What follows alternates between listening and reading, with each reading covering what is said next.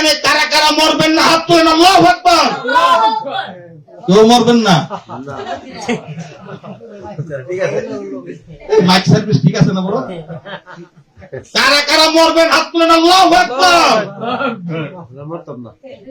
আল্লাহ, এখানে যে কয়টা মানুষ উপস্থিত আছে সমস্ত মানুষের সামনে একটা কইরা কবর, কথা ঠিক কিনা?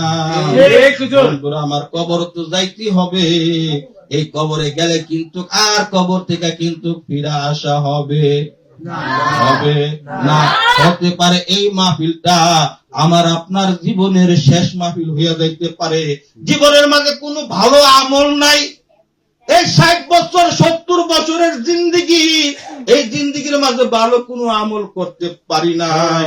আরে এই আজকের এই মাহফিলটার উসিলা করে যদি আমার আপনার জীবনের শেষ মাহফিল যদি হইয়া যায়, আর আমি যদি অন্ধকার কবরে চলে যাই, মুসিবতের সময় হাসরের ময়দানে আল্লাহ সুবহানাহু ওয়া তাআলা এই মাহফিলটার উসিলা করে আমাকে আপনাকে মাফ করে দিতে পারে কি পারে না? পারে কি পারে না?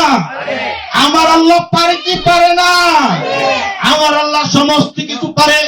গভীর মনোযোগ বন্ধুরা, খেয়াল করেন ও বন্ধুরা, মৃত্যু কিন্তু প্রত্যেকটা মানুষের জীবনে কিন্তু আসবে। মানুষ যদি নিচের কুটে যদি মাইর খায়, উপরের কুটে আপিল করতে পারে, কথা ঠিক কিনা? কিন্তু কবরের কুটে যদি একবার কেউ যদি মাইর খেয়ালায়, তার কিন্তু আর আপিল করার কোনো জায়গা নাই।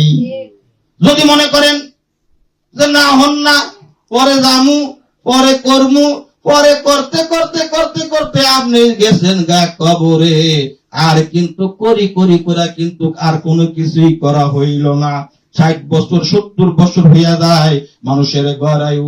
ও বন্ধুরা, নিজের দিকে তাকান, আয়নার সামনে যায় যখন মাথাটা যখন আসর দেন, দাড়িটা যখন আসর দেন, আর নিজের যখন দেখেন, একটা বারো কি চিন্তা করলেন না আমার মাথার কালো চুল গালা দিয়ে একটা একটা করে সাদা হইয়া যাইতেছে, আমার মুখের কালো দাড়িগুলা দিয়ে একটা একটা করে পাক ধরছে, সাদা দেখা যায়। আমার চেহারা এমন কেন দেখা যায়?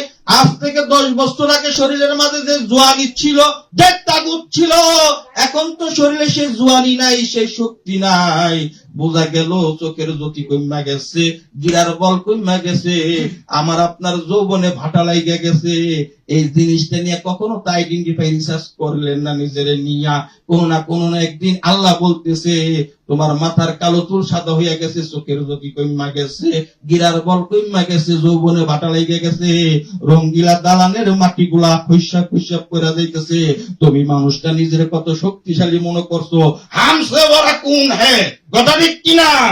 বন্ধুরা আমার, এই বিদেশ্বর এলাকা না ব্রাহ্মণবাড়িয়ার এলাকায় খেয়াল করে দেখেন কত প্রভাবশালী, কত ক্ষমতাধর ব্যক্তি ছিল, যাদের বয়ে ব্রাহ্মণবাড়িয়া শহরটা কাঁপতো। আজকে তারা মাটির নিচে ঘুমাইয়া রইছে। আজকে তাদের জন্য শহর মাটি কাঁপে না, আজকে মাটির নিচে যে তারা কাঁপুনি খাইতেছে, কথা ঠিক কিনা? বন্ধুরা আমার, তুমি নিজেরা যত শক্তিশালী মনে করো, আল্লাহ বলেন না না তুমি শক্তিশালী না, শক্তিশালী তো আমি আল্লাহ। কে? আল্লাহ শক্তিশালী। তুমি মানুষটা এত শক্তিশালী।